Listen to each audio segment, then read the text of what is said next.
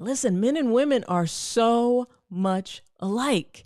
So as we age, okay, so if you think about it, if you have friends that are in your 50s or so, you're starting to see some of the men that you know having heart attacks. And you'll notice that the women that you know won't start having heart attacks probably maybe until the 60s. And what's happening there is that for men, as that testosterone starts to dip down, nitric oxide production seems to be impaired by that significantly. And so for women, you see the estrogen and the testosterone declining a little later in life, and her estrogen seems to be protective of nitric oxide synthase and the ability to make nitric oxide.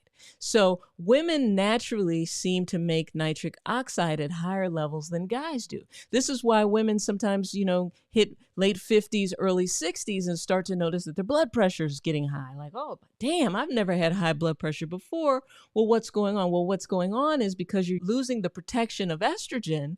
Now, your nitric oxide synthase, the enzyme that's supposed to help you make nitric oxide, is struggling a little bit. And the endothelium or the lining of the blood vessels start to struggle. They become less healthy. Nitric oxide production goes down. Hypertension goes up. All hell starts to break loose. And we really do feel as though nitric oxide is like the fountain of youth. Like if we could figure out a way to keep everybody's nitric oxide levels elevated, that they would be healthier and happier. We have known, as I go back through and look at the research and the data, we have known since the 80s that particularly in African Americans, there's a struggle with nitric oxide synthase, and nitric oxide levels can become depleted pretty easily. And instead of fixing it, and instead of coming up with remedies, we make it worse. We give you pain medicines that deplete it even more, or we give you blood pressure medicines that deplete it anymore. I don't know why that's the case,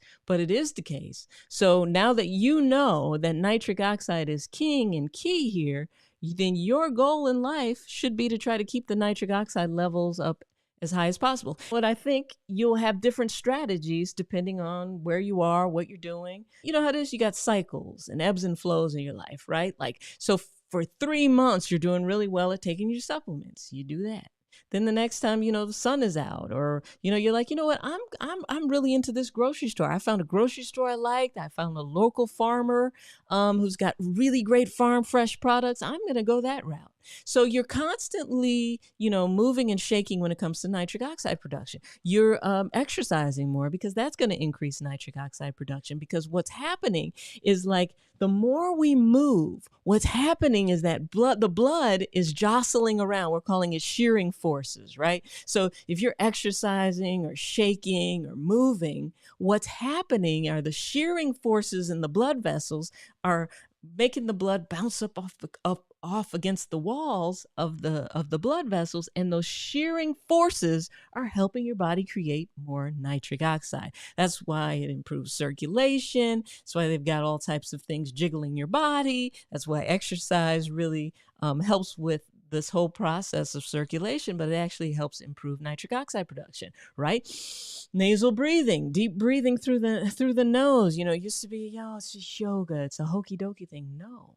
We have reservoirs. Our sinuses make more nitric oxide production than most places in our body, and it stores it there, right? So if you have chronic sinus infections or you're not breathing through your nose, you feel like crap. Not even that. You start to look bad too. Have you ever seen anybody breathing out of their mouth? They look terrible. They look miserable because they don't feel good. They're not getting that nitric oxide that they need. So nitric oxide is something that you really want to focus your energy on, trying to figure out how can I make sure that on a daily basis I'm doing stuff that's going to boost nitric oxide production, not just for sexual health, but for overall health as well. That goes for men and women, for sure.